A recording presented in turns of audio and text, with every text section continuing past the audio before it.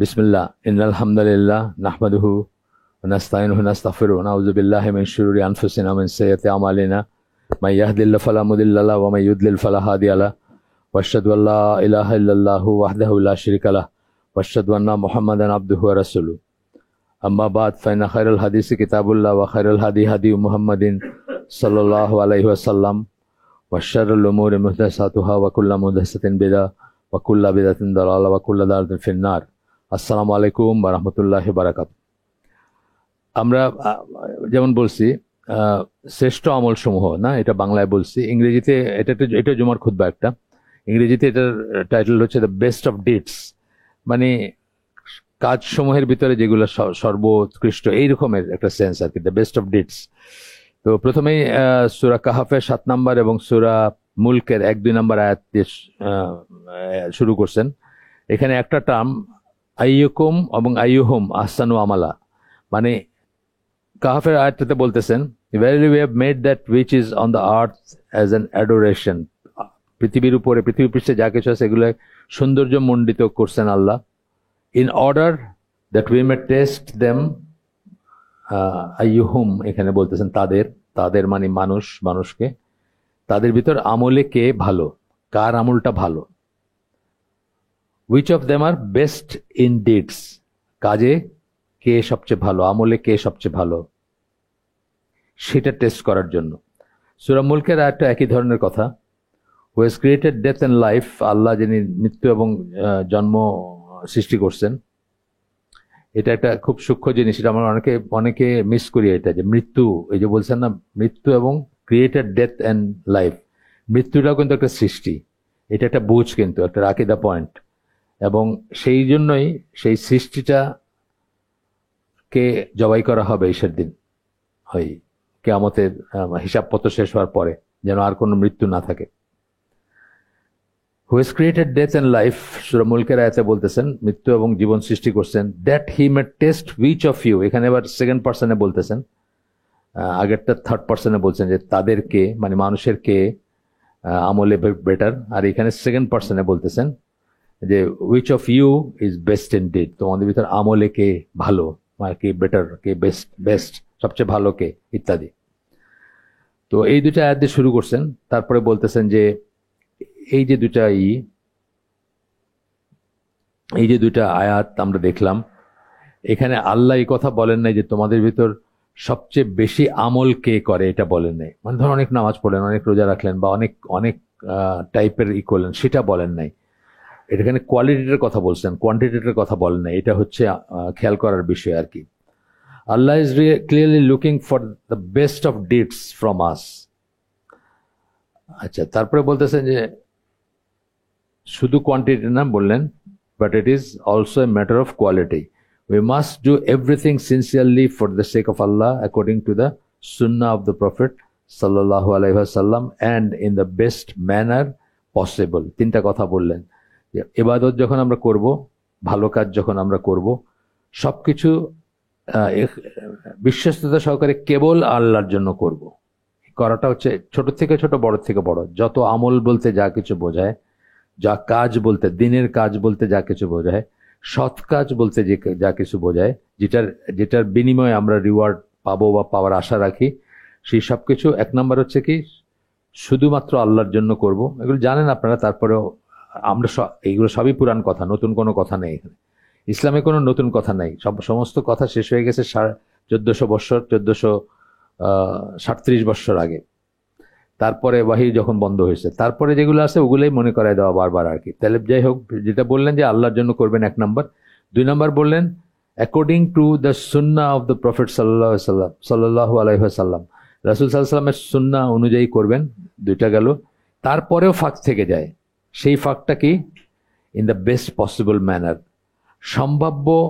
সম্ভাব্য সবচেয়ে ভালো যেভাবে আপনি করা যায় সেভাবে আমরা করার চেষ্টা করব, বেস্ট ম্যানার পসিবল। আচ্ছা, this is what Allah desires from আস, এটা আল্লাহ আমাদের কাছ থেকে চান। তাইলে আমরা দুইটা কন্ডিশন সবাই জানি, যে আল্লাহর জন্য হইতে হবে এবং রাসূল সাল্লাল্লাহু আলাইহি ওয়াসাল্লামের দেখানো পদ্ধতিতে হইতে হবে সুন্নাহ অনুযায়ী। কিন্তু থার্ড যেটা, এটাও খুবই best manner possible, best possible manner বা উত্তম উপায়ে বা উত্তম পন্থায়, এখানে উত্তম পন্থা কিভাবে আসে আমরা দেখবো পরে, এক্সাম্পল থাকবে। আচ্ছা, এবং আল্লাহ বলতেছেন, আমরা এই যে দেখলাম সূরা মুলকের আয়াতে, যে এই জন্য আল্লাহ মৃত্যু এবং জন্মই করছেন, মানে জন্ম জন্ম সৃষ্টি করছেন।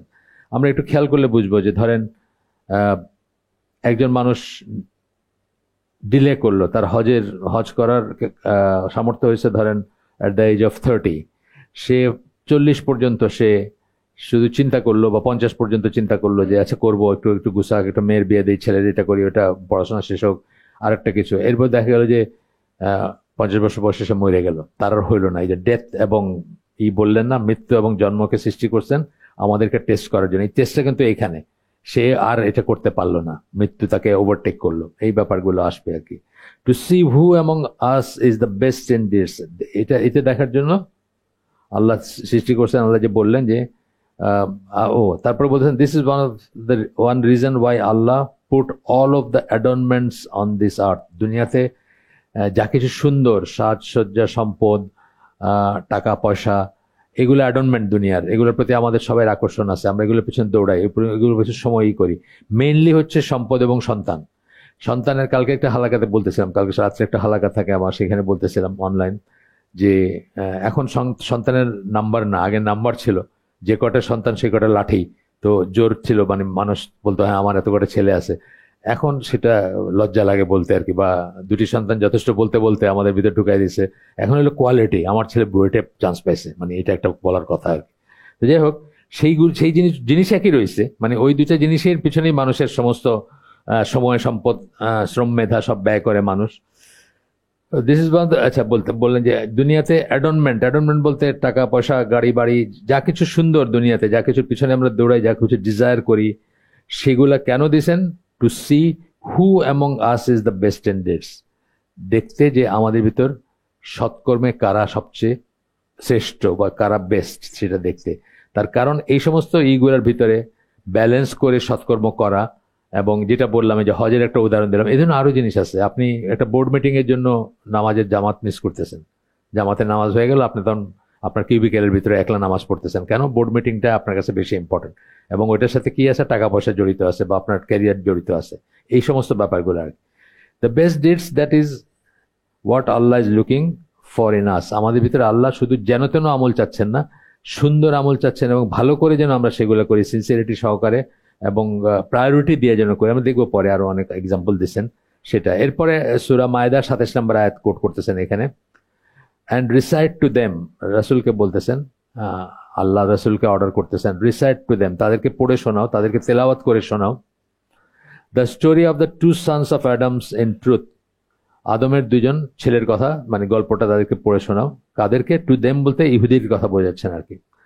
when each offered a sacrifice, তারা যখন কোরবানি করলো দুইজনেই, it was accepted from one but not from other, একজনের কাছ থেকে এটা নেওয়া হইলো, মানে আল্লাহ গ্রহণ করলেন, কিন্তু অন্যজনের থেকে না। এই যে দেখেন এখানে একটা কিন্তু একই, হ্যাঁ, অ্যাক্ট, মানে যে কাজটা করছেন সেটা কিন্তু একই, কোরবানি বা যাই করছেন, অফার করছেন, কিন্তু একজনটা অ্যাকসেপ্টেড হলো, একজনটা অ্যাকসেপ্টেড না। তার মানে কি, আমরা সবাই নামাজ পড়তেছি, কারোটা অ্যাকসেপ্টেড হবে, কারোটা হবে না, হজ করতেছি, জাকাত দিতেছি, সবকিছুর ব্যাপারে চলবে এটা।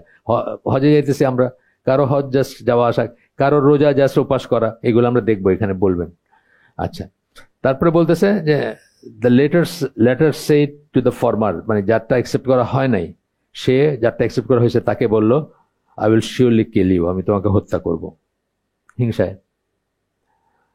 দ্য ফর্মার সেড, প্রথম যারটা কবুল করছেন আল্লাহ, সে বলছিল, verily Allah accepts only from those who are god fearing, আল্লাহ শুধু যাদের তাকওয়া আছেন তাদের কাছ থেকেই গ্রহণ করেন, অ্যাকসেপ্ট করেন, কবুল করেন।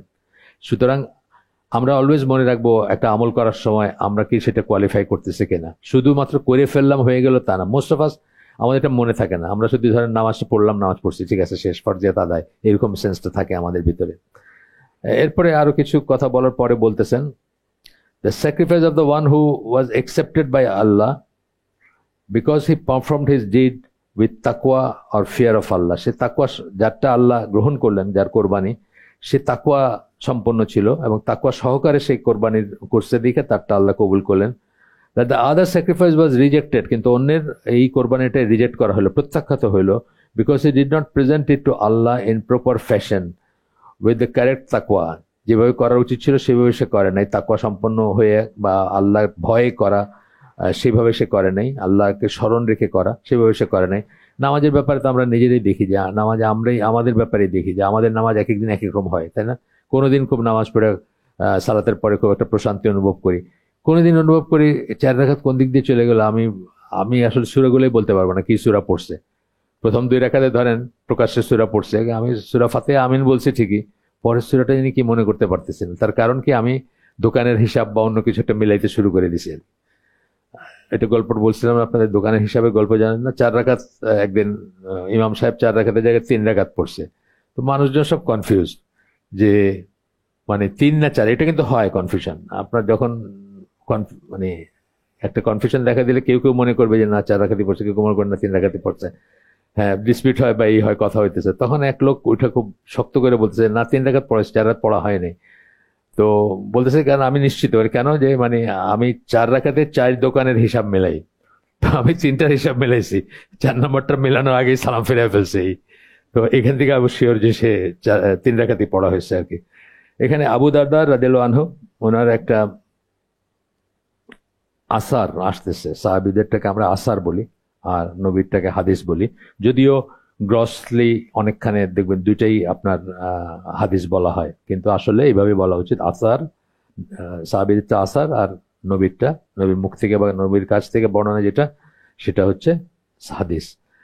উনি বলতেছেন, for me to be certain that Allah has accepted just one of my prayers is more beloved to me than this world and all it contains.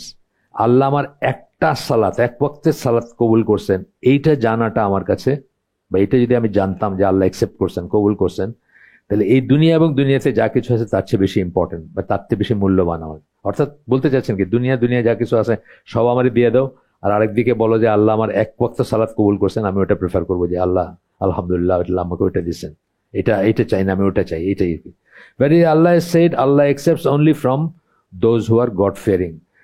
আল্লাহ বলছেন, এটা আসতে কোথায়, এই যে সূরা মায়েদার যে আয়াতটা আমরা পড়লাম 27 নম্বর আয়াত, যেটাতে আদমের সন্তানদের স্টোরিটা বলা হয়েছে, ওই আয়াতের লাস্টের দিকে কথাটা হচ্ছে এটা, যে আল্লাহ accepts only from those who are God fearing, যারা তাকওয়াবান, মানে তাকওয়া আল্লাহ যারা, তাদের কাছ থেকে আল্লাহ শুধু মুত্তাকিন এখানে বলছেন, মুত্তাকি যারা তাদের কাছ থেকে আল্লাহ একসেপ্ট করেন, শুধুমাত্র তাদের কাছ থেকে একসেপ্ট করেন। তো এইখানে আবার আবু দারদা তার আসারের শেষে বলতেছেন যে কেন উনি এই কথাটা বললেন, যে দুনিয়া এবং দুনিয়া যা কিছু আছে তার কাছে এক ওয়াক্ত সালাত কবুল হয়েছে, এটা জানাটা বেশি ইম্পর্টেন্ট। সেটা এই জন্য বললেন যে আল্লাহ কেবলমাত্র সবার কাছ থেকে একসেপ্ট করে নাই, যে একসেপ্ট করা পড়লেই নামাজ কবুল হইলো এমন কোনো কথা নাই। পড়লেন আপনি, ফরজিয়াত আদায় হইলো, কিন্তু এটা যে আজর বা যে রিওয়ার্ড পাওয়ার কথা, নট নেসেসারলি আপনি পাইতে হলে কি করতে হবে, যে এই যে তখন বলতেছেন ভেরিলি আল্লাহ, নিশ্চয়ই আল্লাহ বলছেন যে আল্লাহ শুধু তাকওয়াবানদের কাছ থেকে কবুল করেন। আচ্ছা, এইটা হচ্ছে নবীর খুব ক্লোজ একজন কম্পেনিয়নের কথা, মানে আবু দারদার নাম সবাই শুনছেন না, সবাই জানেন হয়তো, মানে তো তাদের যদি এই অবস্থা হয় তাহলে আমাদের কি অবস্থা হবে, মানে আমাদের আমলের অবস্থা কি। তারপরে বলতেছেন যে there is no question that they performed their deeds in the best manner they could. ইসেদের কথা, সাহাবীরা তারা সবচেয়ে ভালোভাবেই তাদের সৎ কাজগুলা বা আমলগুলা করছেন। Yet for Abu Darda to be certain that Allah accepted just one of his prayers would mean more to him than all that this world contains. এখন আবু দারদার মতো দরজাত বলতে আমরা মর্যাদা বলি, দারাজাত যে কথাটা বলি আরবিতে, তো ওই রকম মর্যাদার একজন সাহাবীর কাছে যদি এই অবস্থা হয়, মানে আমাদের অবস্থা তাহলে কি, এটা বোঝাইতে চাইছেন আর কি, যে তার যদি এরকম হয় আর কি। আচ্ছা, তো বলতেছেন যে আমরা আমাদের দিকে তাকায় দেখবো যে আমরা কি করতেছি। আমরা অনেকেই গ্র্যান্টেড ধরে নেই যে আমার তো হয়েছেই নামাজ, বা আমি যা করতেছি সব তো ঠিকই আছে, এটা কমপ্লেসেন্ট হয়। এটা কিন্তু এটা খুব জিনিস। সবসময় নিজের আমল বা নিজের নিজের কোয়েশ্চেন করা উচিত। ইন্ট্রোস্পেকশন যেটাকে আমরা বলি, যে আসলে আমি করলাম কতটুকু সুন্নাহ অনুযায়ী করলাম, কতটুকু প্রপারলি করলাম, কতটুকু আল্লাহর জন্য করলাম, অথবা কতটুকু জাস্ট নাম লেখানোর জন্য করলাম। অনেক কাজে আমরা নাম লেখানোর, নাম বলার জন্য বলি। তারপরে বলতেছেন a minimum. Many times we do the minimum possible and we want, expect or even claim to be certain that Allah will accept such deeds from us.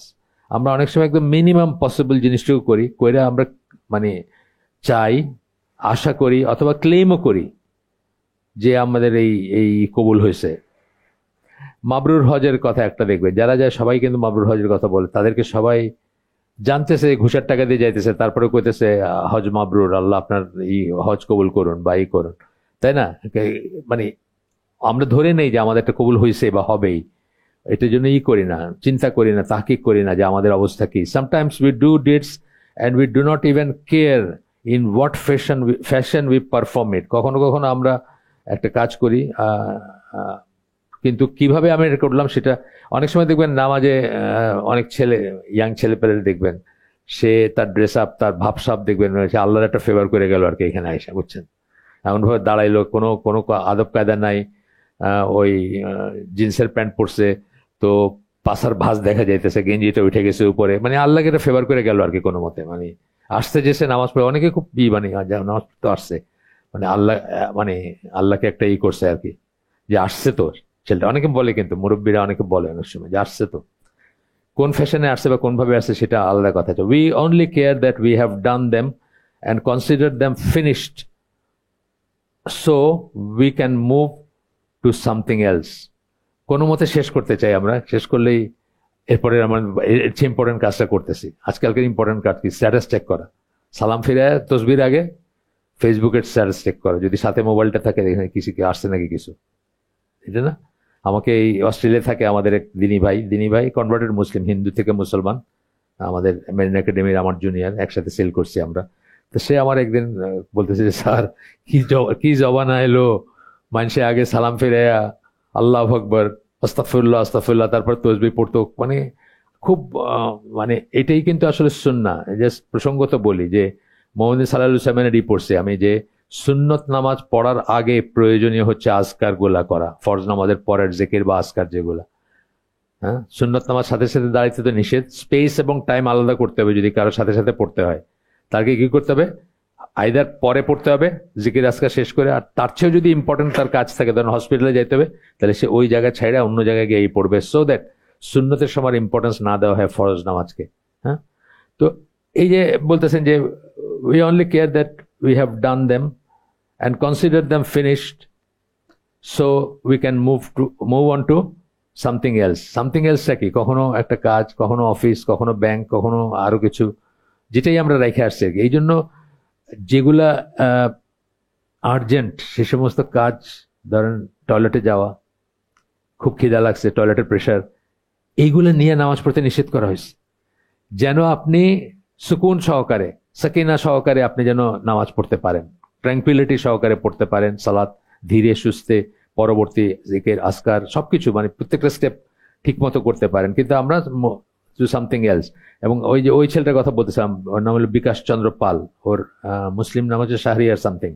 তো সে করতে স্যার কি জমানা এলো, এখন সালাম ফিরে স্ট্যাটাস চেক করে, পয়লাই মানে মোবাইলটা বাইর করে কিছু আসছে কিনা, মানে এইটুক সময় ধরেন 10 মিনিট 20 মিনিট যে ফরজ নামাজ পড়ছে, 4 রাকাত এশার নামাজ পড়লে হয়তো 10 মিনিট বা 15 মিনিট লাগছে, এর ভিতরে কোনো স্ট্যাটাস আসলো কিনা সেটা চেক করে আর কি সালাম ফিরে তসবির আগে।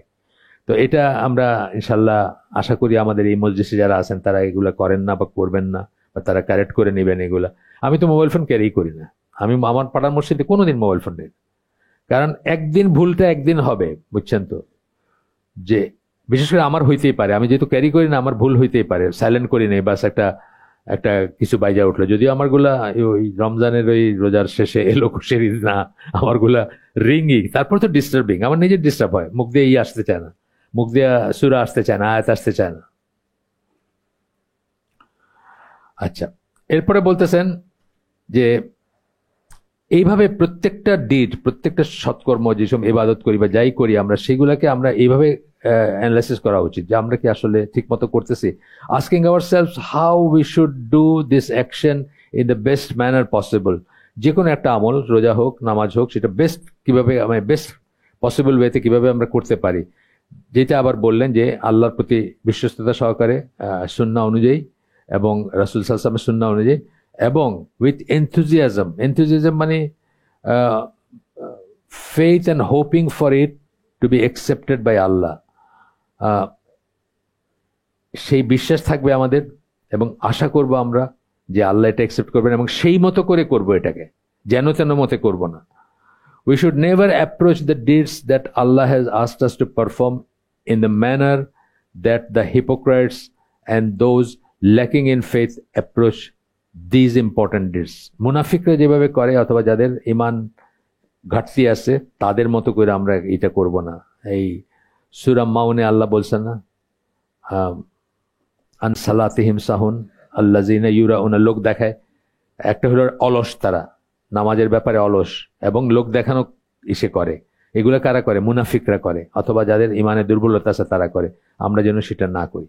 আমরা মানে দিশদাস করে ধরেন কোনো একটা জায়গায় একলা, এটা তো জামাতে পড়লে তার এটা স্কোপ নাই, কিন্তু ধরেন যেখানে আমার একটা ডিসিশন মেকিং এর ব্যাপার আছে, ধরেন একটা সফরে আসি অথবা অন্য কোথাও অন্য কোনো একটা সিচুয়েশনে যেখানে আমার একটা ডিসিশনের ব্যাপার আছে যে আমি কখন সালাদটা পড়বো বা সালাদ জ্বালাবো, বা আমাদের মেয়েদের কথা বলতেছে, আমাদের মেয়েরা দেখবেন গ্রামের মেয়েদের কথা স্পেশালি, তারা এই ঘরকন্যার কাজ করতে করতে এই রান্না খাওয়া, তারপরে পারলে বাসনটা পর্যন্ত পরিষ্কার কইরা ধুইয়া টুইয়া, তারপরে আচ্ছা ওই গায়ে তো লাগছে, মশলা টসলা লাগছে, গোসল করতে করতে তখন অলরেডি আসরের সময় চলে আসছে, জোহর চলে গেছে।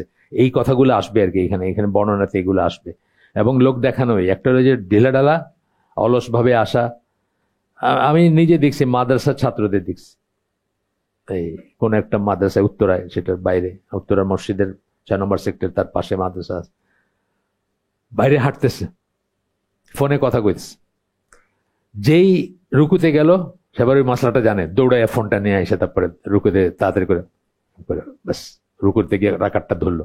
এইটা যেন আমরা না করি আর কি। আমাদের ভিতরে এই টেন্ডেন্সি দেখা যায় যে আমরা বাইরে একটা কথা বলতেছি।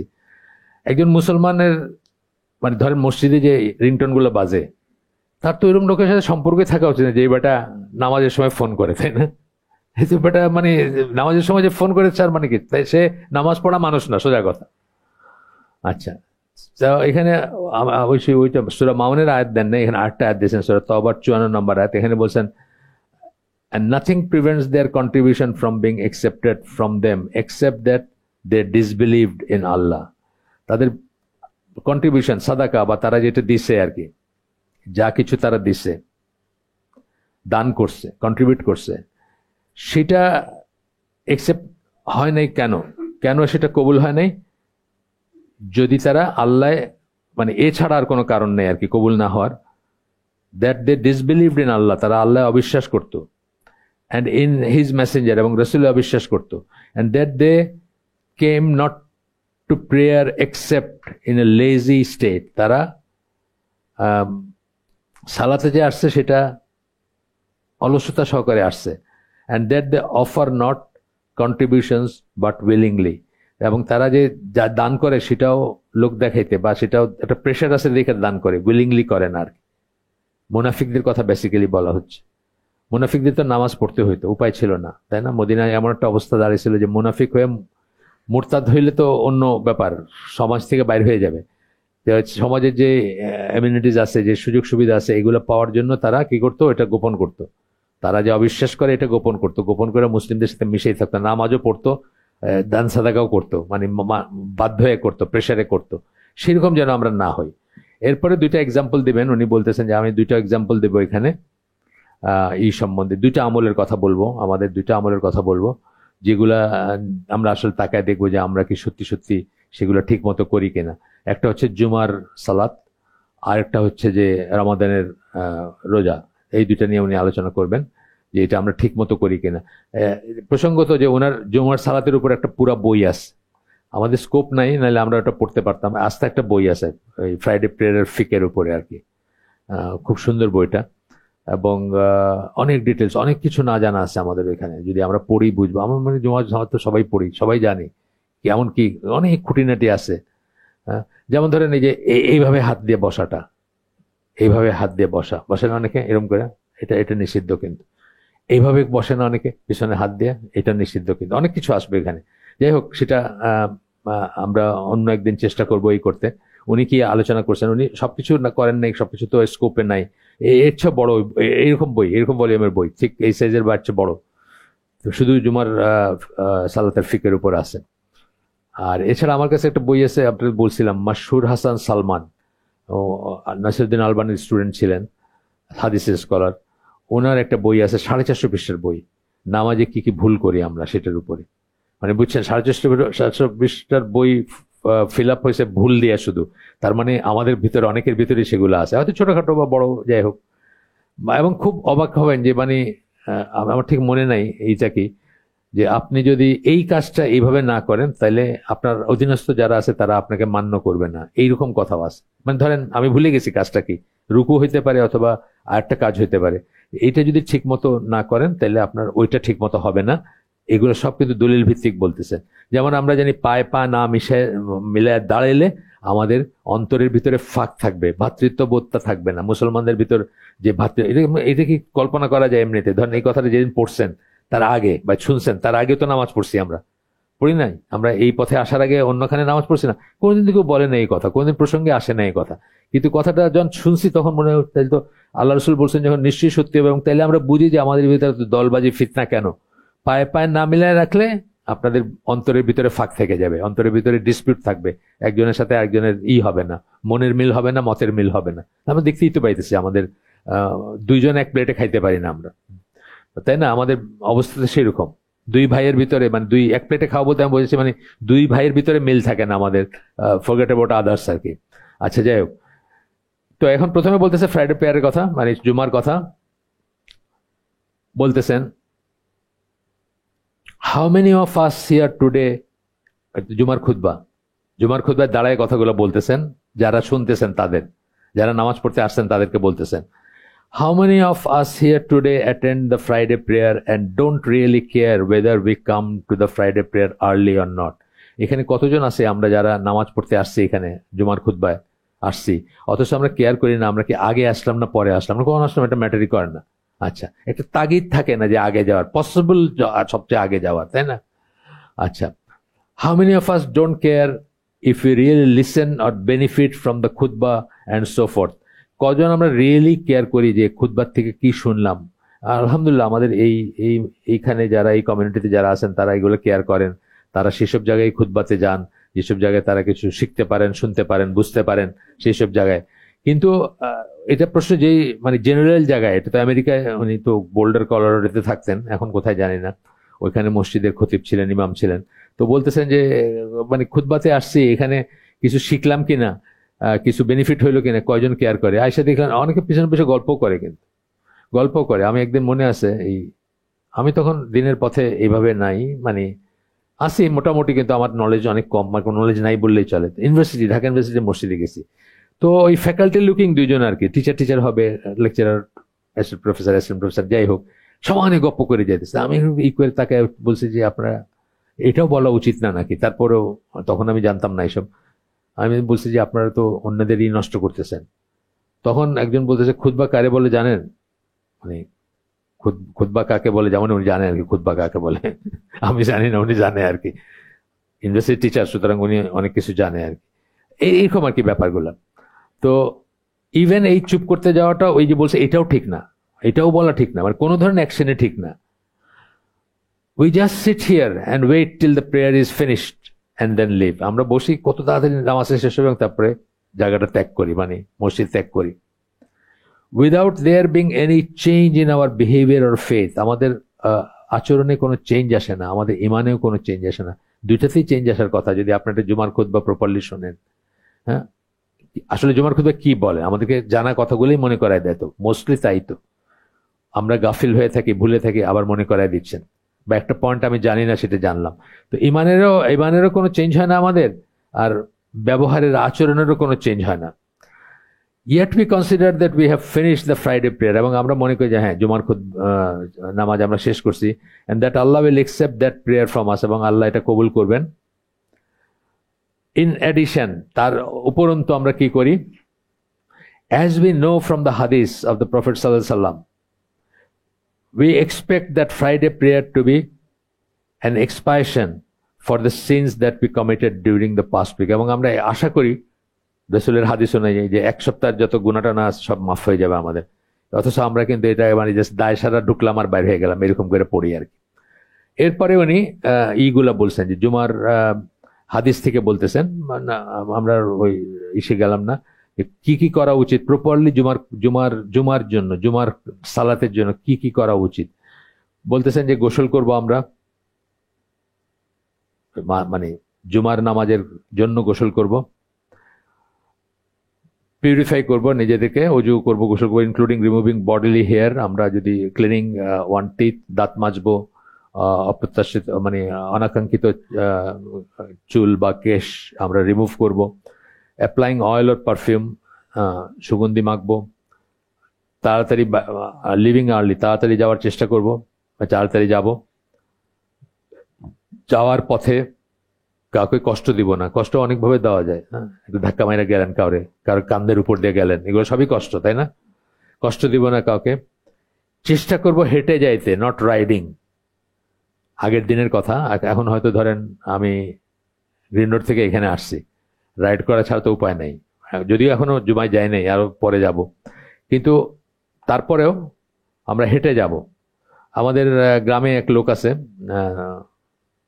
আমেরিকায় থাকে, বিশাল একটা বাড়ি বানাইছে, মানে কত কোটি টাকার বাড়ি তখনকারই, সারা বছর খালি থাকে এটা, এই লোক থাকে একজন, সিলেটিদের এটা দেখতে জানেন তো বোধহয়, অনেক অনেক বাড়ি এরকম আছে যে একটা লোক আছে, সেই লোকটা থাকে, উনি যখন সাহেব যখন আসবেন তখন। তো এ খুব অর্ডিনারি ব্যাকগ্রাউন্ডের মানুষ, কিন্তু অনেক পয়সা হয়ে গেছে এখন। তো তার বাড়ির থেকে ধরেন মসজিদটা ফর এক্সাম্পল এইখান থেকে 12 নম্বরের মোড় এইটুক হবে, সেইটুক জায়গা গাড়িতে আসে আর কি। এই জায়গাটার কথা আসতেছে এখানে, যে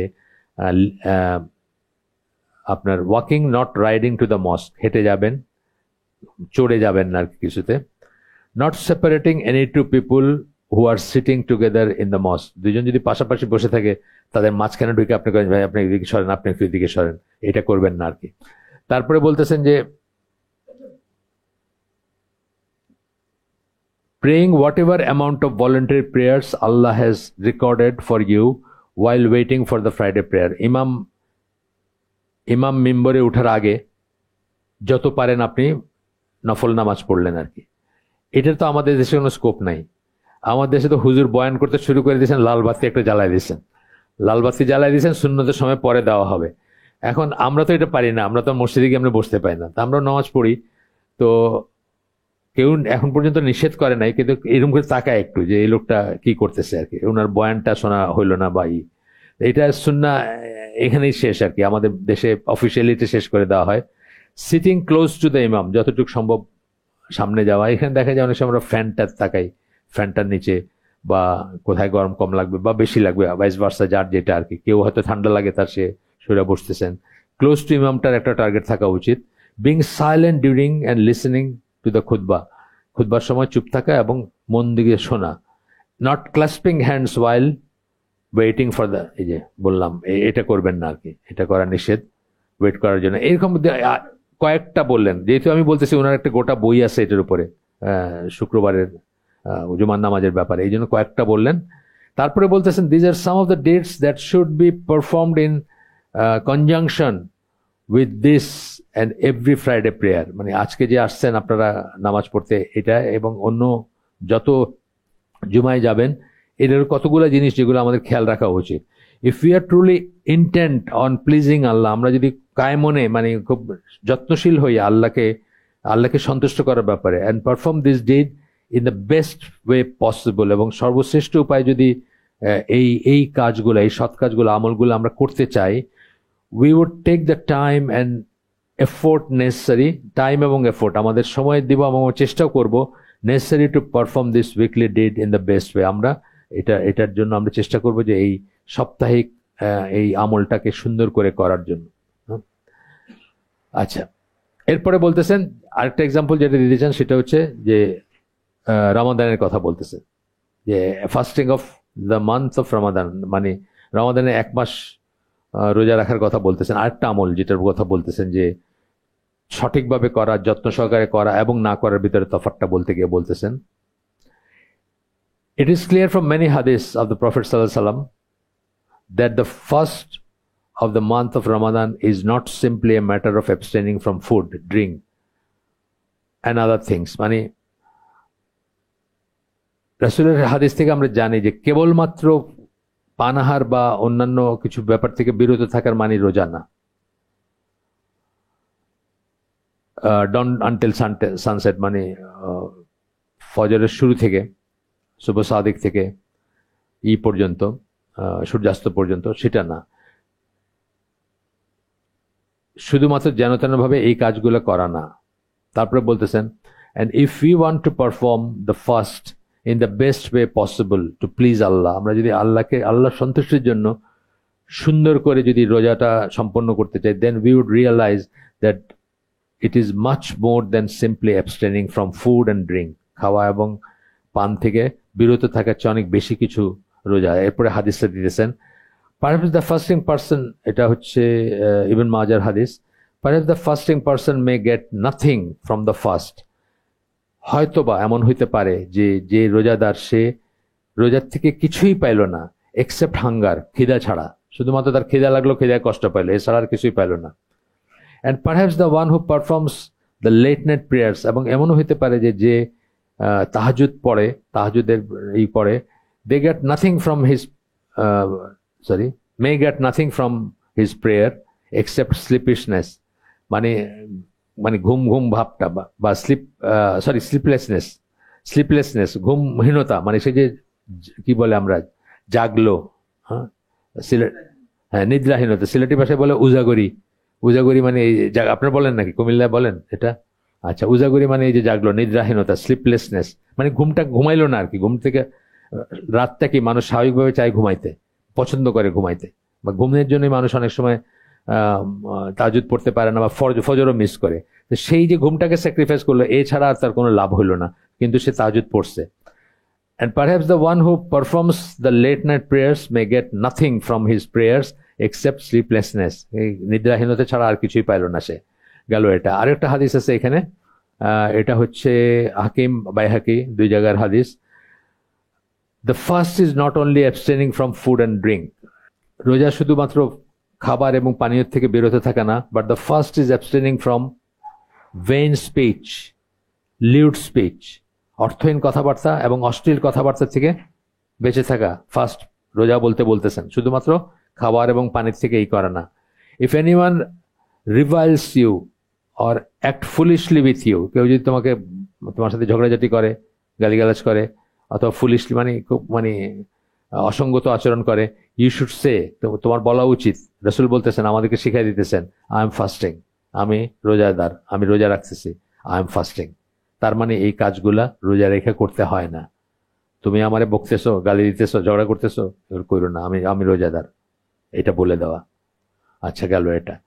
আরো একটা হাদিস, বুখারীর হাদিস এটা, if someone does not give up lying, কেউ যদি মিথ্যা কথা ত্যাগ না করে, Allah is in no want, আল্লাহর কোনো প্রয়োজন নাই, of him giving up his food and drink, সে যে তার উপাস করলো, খাওয়া দাওয়ার মানে পানাহার যে বন্ধ রাখলো, এটা আল্লাহর কোন প্রয়োজন নাই, যদি সে মিথ্যা কথাটা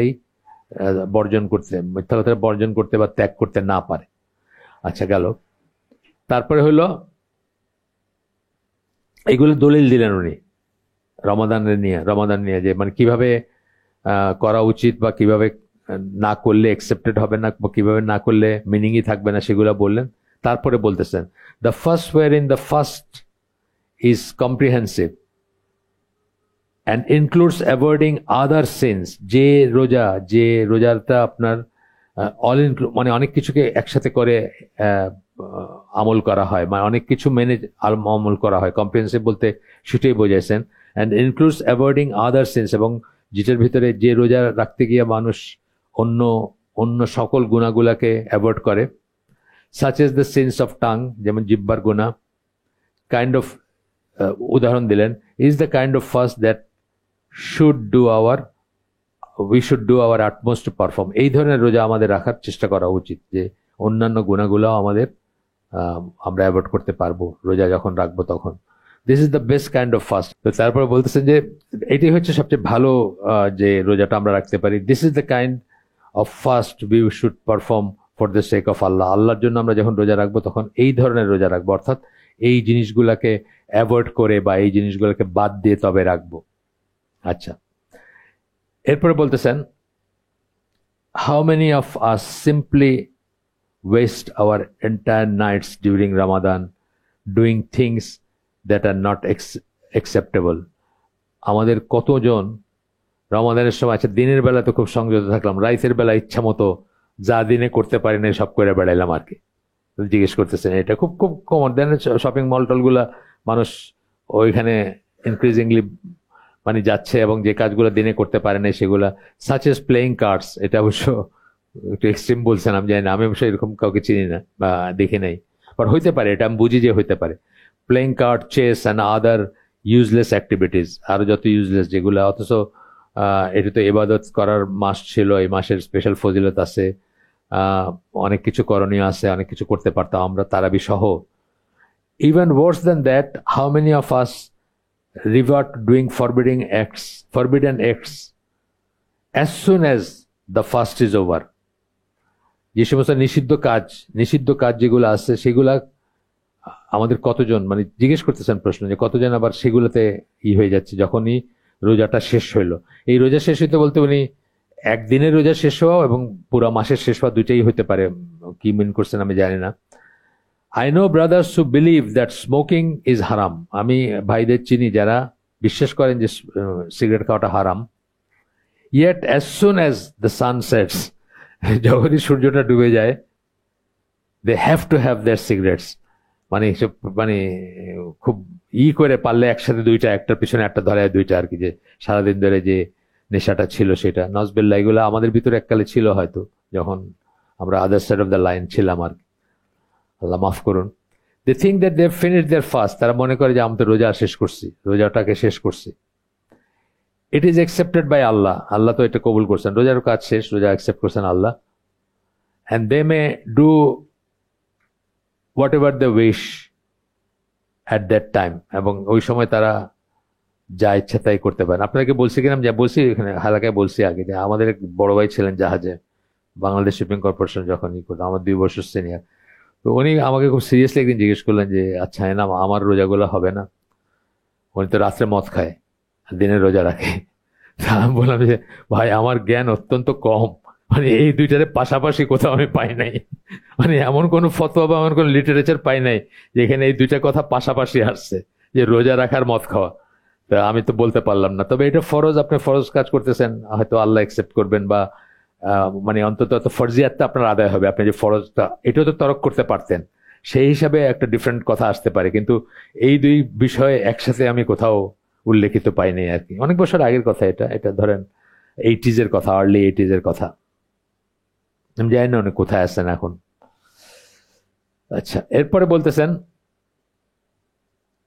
এই জিনিসগুলা মানে খুব কমনলি দেখা যায়, এই জন্যই বলতেছেন যে রোজার পরে আমরা আবার, রোজার মাসের পরে তো আবার অনেকেই ফিরে যাই।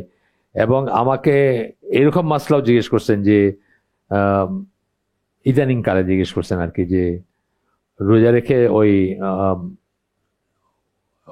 মানে ইনঅ্যাপ্রোপ্রিয়েট ছবি টবি দেখছেন, এবং তারপরে ফলাফল যা হয়েছে তারপরে তার রোজা ভ্যালিড কিনা এটা জিজ্ঞেস করছেন। এরকম থার্ড পার্সন দিয়ে জিজ্ঞেস করাইছেন।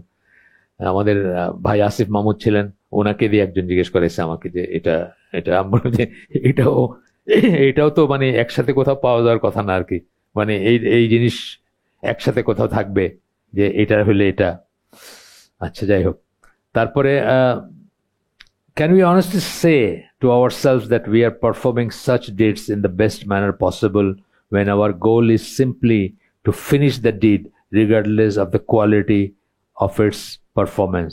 আমরা কি বলতে পারি যে আমরা এইটা মানে যে কাজটা, এখানে রোজার কথা বলতেছেন বা আগে যেটা কথা বলছেন ফ্রাইডে প্রেয়ারের কথা বলছেন, অথবা যে কোনো কাজ, যে কোনো আমল যেটা আমরা ফরজ হোক অথবা আল্লাহর জন্য যেটা করতেছি বলে মনে করতেছি, সেটাকে আমরা বলতে পারবো যে আমরা জাস্ট কোনো মতে শেষ করলে আমাদের হয়ে গেল, এরকম কি বলতে পারবো? যে কোয়ালিটি ছাড়া কিভাবে, মানে পারফরমেন্সের কোয়ালিটি কি কিরকম কি করলাম, আমি কিভাবে করলাম সেটা ছাড়া। তখন বলতেছেন, এরপরে বলতেছেন, is this what Allah has asked us to do? আল্লাহকে আমাদেরকে এটা করতে বলছেন, এটা কি চাইছেন আমাদের কাছে? Is this Y Allah created death and life? শুরু করছিলাম আমরা সূরা মুলকের আয়াত দিয়ে যে আল্লাহ মৃত্যু এবং জন্ম বা জীবন, মৃত্যু এবং জীবন সৃষ্টি করছেন পরীক্ষা করার জন্য যে আমাদের ভিতর কে আমলে শ্রেষ্ঠ বা কাদের আমলগুলো শ্রেষ্ঠ সেটার জন্য। Is this why Allah created death and life to test us, to see which of us is the best in deeds? এই জন্য কি আমাদেরকে মানে মৃত্যু এবং জন্মকে আল্লাহই করছেন, আমরা এইভাবে কোনো মতে আমাদের মানে দায় সারা একটা কাজ করব। দায় সারা কথাটা আমি খুঁজে পাইতেছিলাম না। দায় সারা ভাবে আল্লাহর ইবাদত করব বা আল্লাহর নির্ধারিত একটা কাজ করব। এরপরে বলতেছেন, to be frank many of us have to change our attitude towards the deeds that Allah has prescribe. আল্লাহ যে সমস্ত আমল আমাদের জন্য নির্ধারণ করে দিচ্ছেন সেগুলোর প্রতি অ্যাটিটিউডটা আমাদের অনেকেরই চেঞ্জ করতে হবে। সেটা সালাত হোক, সেটা সিয়াম হোক, সেটা আরো কিছু হোক, আরো অন্যান্য জিনিস আছে না, প্রত্যেকটা জিনিসই যেগুলোই ধরেন আপনি আল্লাহর সন্তুষ্টির জন্য করতেছেন বলে মনে করতেছেন। যেমন ধরেন খুব সিম্পল একটা জিনিস, জিকির আজকার যেগুলো আমরা করি, ব্যাক অফ মাইন্ড তো আমরা মনে করি যে আমাদের সব হচ্ছে বা আল্লাহর কাছে আমরা প্রিয় হব বা আল্লাহর নৈকট্য লাভ করবো বা আল্লাহর ফেভার পাবো বা আল্লাহর দয়া পাবো বা রিওয়ার্ড পাবো, জান্নাত পাবো এন্ড সো অন আর কি। এখন আপনি কোনোদিন একবারের জন্য চিন্তা করেন না যে সুবহানাল্লাহ বলে আপনি কি বলতেছেন, সুবহানাল্লাহ কথাটা একটু কি মিন করে, একবারও জীবনে চিন্তা করেন নাই।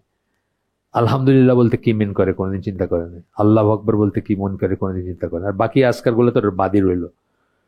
এটা তো প্যারোটিং হলো, এটা কিন্তু রিমেম্বারেন্স হলো না। রিমেম্বারেন্স হবে তখন যখন আজকার জিকির মানে কি রিমেম্বারেন্স, তো রিমেম্বার করা, আল্লাহকে স্মরণ করা হবে তখন যখন আপনি এটা মানে বুঝবেন, তাই না? আর নাইলে তো আপনি জাস্ট প্যারোটিং করলেন, একটা ফরেন ভাষায় আপনি একটা না জেনে একটা শব্দ বললেন আর কি, বারবার একটা শব্দ জপলেন, সেরকম একটা ব্যাপার হলো। এইরকম ছোট থেকে ছোট, বড় থেকে বড় প্রত্যেকটা জিনিসে চিন্তা করা উচিত যে এইটাই কি এটার উদ্দেশ্য, এটা এটা এটা কেন করতেছি, এটা এটা কি আমি আল্লাহ যেভাবে চাইলেন সেভাবে করলাম। জিকির কথাটা মানে যেটা বললাম যে স্মরণ করা না, আল্লাহ প্রত্যেকটা দোয়া, প্রত্যেকটা আপনি লা ইলাহা ইল্লাল্লাহু ওয়াহদাহু লা শারীকা লাহু লাহুল মুলকু ওয়া লাহুল হামদু ওয়া হুয়া আলা কুল্লি শাইইন কাদির অত্যন্ত বড় একটা আজকার জিকির বা অন্তত আজকার সমূহের একটা বা খুব ইম্পর্ট্যান্ট একটা, যেটা আমরা আপনার আরাফাতের দিন মধ্যাহ্নের পরে হজে যে সময়টা রিয়েলি আমরা আল্লাহর কাছে কান্নাকাটি করব, ওই সময়কার কিন্তু জিকির কিন্তু এটাই কিন্তু রিপিট করলে মানে সব হয়ে গেল আর কি।